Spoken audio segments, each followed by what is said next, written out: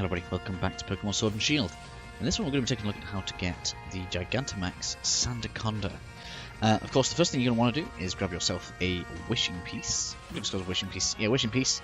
So make sure you got at least one of these. Obviously, don't be too concerned at the amount of watts that I've got. If you have been or intend on following the Gigantamax guides that I'm doing, you are going to end up with a ton of watts unless it gets patched out at some point. Which is possible, but I don't know if it's something that will definitely happen. Mainly because I don't think it upsets the economy of anything too much, so I don't think it's something that people would complain about. In fact, I think people would complain about it being fixed. In any case, this is the den that you're going to want to come to. It's a nice kind of obvious one, which is kind of interesting. Yeah, you're going to want to come just here like this. You're going to want to go into your options. Check that your text is going slow, because that's going to afford us a little bit of redundancy. Just make things a little bit easier. And then save your game. With that done, you're going to want to activate the den and say yes to throwing in a wishing piece.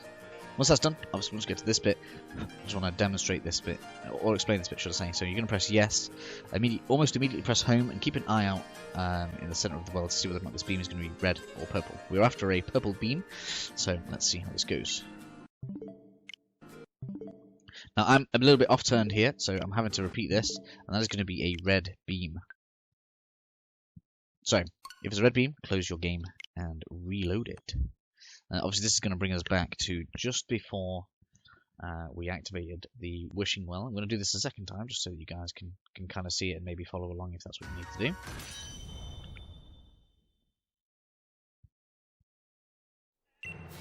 So here we are again. Activate the rogue and press yes. Yes to the save and press home. Do this thing. It's going to be a red beam again.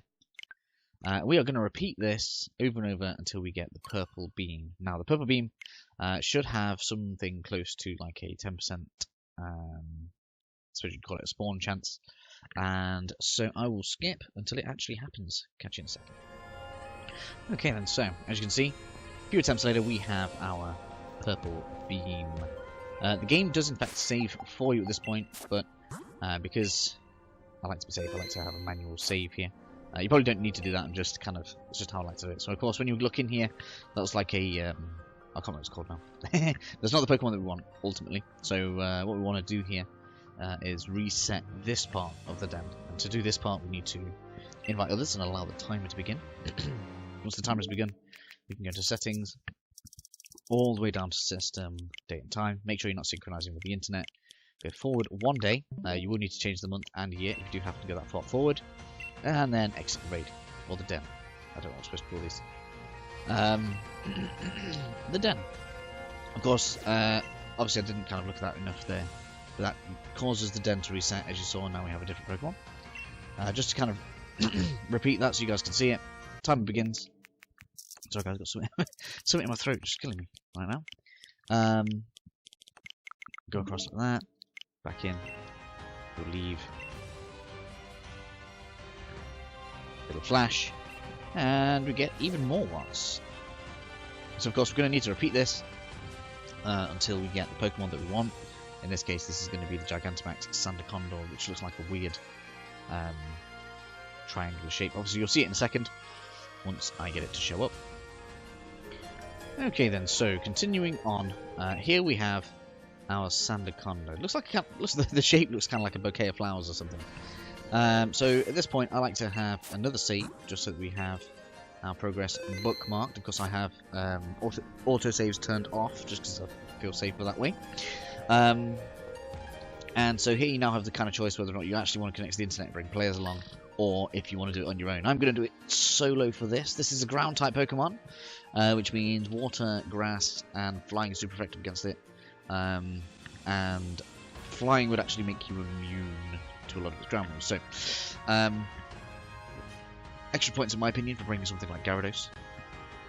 I'm going to go in solo. Obviously, feel free to bring along other players if you wish to, but be prepared that maybe you could fail to catch the Pokemon at the end of the encounter. But obviously, with the save, you'll be able to reset it anyway, so that's fine.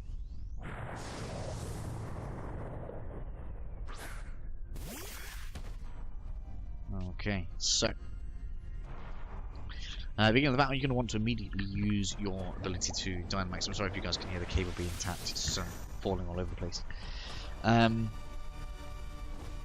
Because basically, if you don't use it on the first turn, it kind of decharges itself, which is a bit weird. So we're going to go ahead and Dynamax, use a water move against it. It can be any.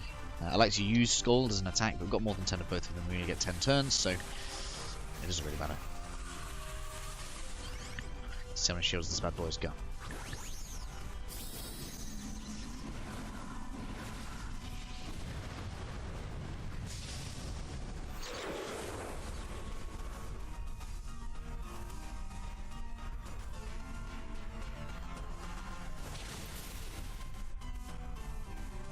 Looks like it's going straight on shields there. No? Okay.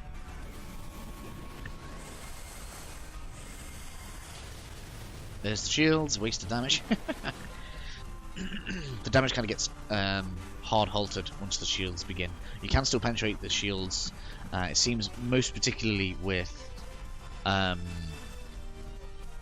super effective moves. They seem to have like a penetration on it. Oh, only 3. This shouldn't be too bad. Yeah, get that swift on there.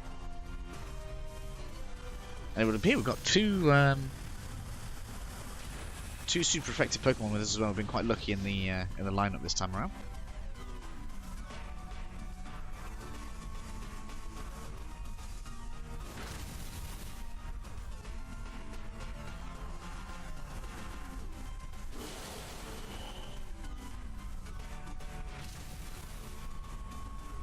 Okay, so we kind of want to hope that one of the other Pokemon goes before Rango in this instance. If one of those goes first and breaks that last bit of shield, we'll have a clear super effective hit to get down to the next barrier.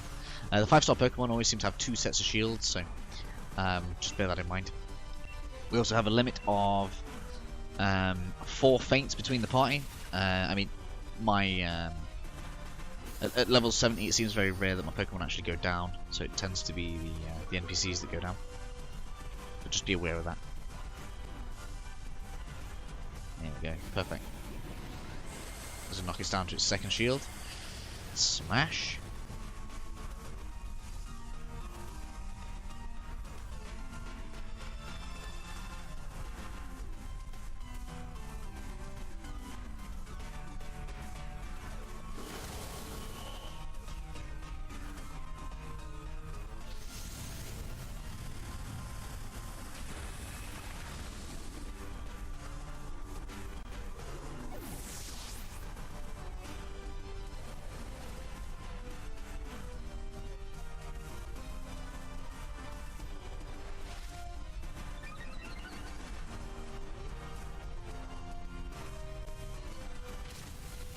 Come on out.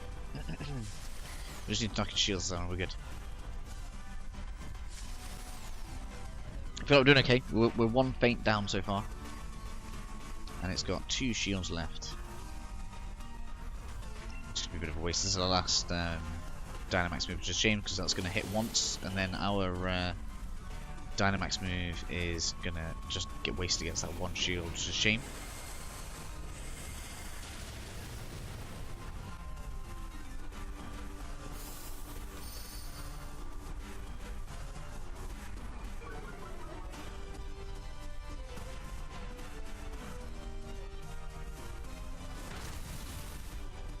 But we basically just need 1 move on it and we're good.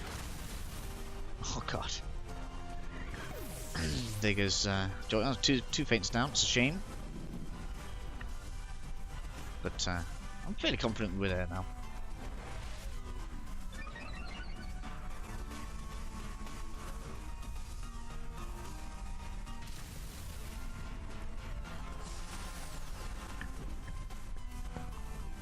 I mean, Sneasel's probably going to take it out on its own. Sneasel's going to go first, we're probably not going to get the final hit on it, which is unfortunate. Unless she gets to make an attack, could be that.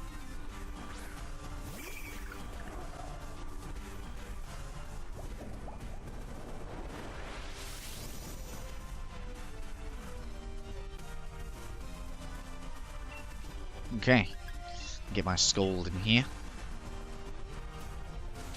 But Sneasel's going to finish it off for us, that's great.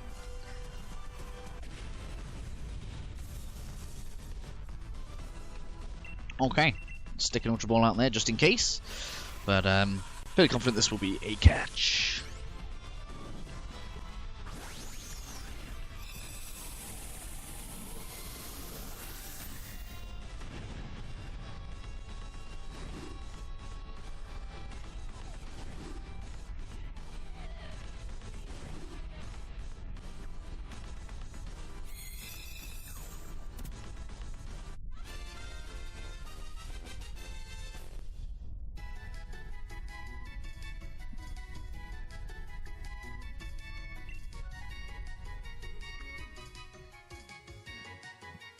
Okay, so finally, I'd just like to show, you can see this is a Gigantamax Pokemon by the X next to its name when you look at its summary. And that is pretty much everything that we need to know about catching ourselves a Gigantamax Sandaconda. Hopefully this was helpful for you guys, and I'll catch you all in the next video. See you then.